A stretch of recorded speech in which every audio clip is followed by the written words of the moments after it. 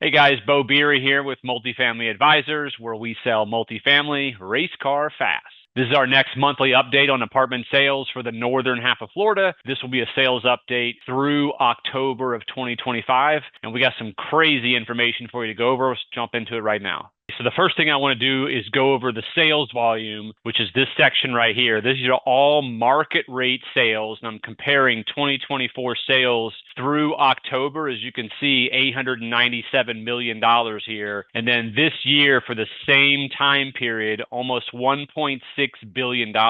If you do the math, that's a 75% increase in total sales volume. But also another startling stat at the bottom here, look at the average transaction size this year when compared with last year. That's a 70% increase from $11 million per sale to over $19 million per sale. However, probably the most startling stat of everything I'm having to share with you today is that look at the sales price per unit increase.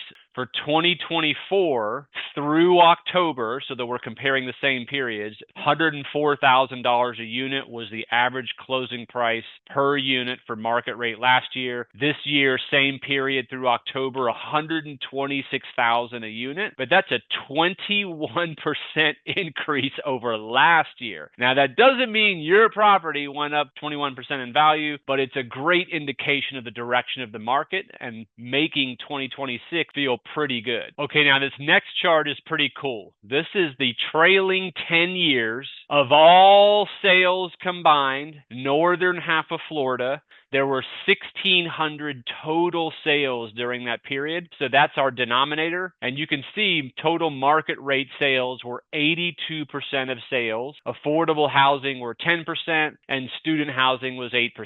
Market rate Class A sales were 8% of total sales that occurred. Class B was 33%. And what may surprise many of you is that Class C is almost 60% of every sale. Okay, now look at the trailing 12 months of sales here. Total market rate sales were 86% compared to the past 10 years was 82%.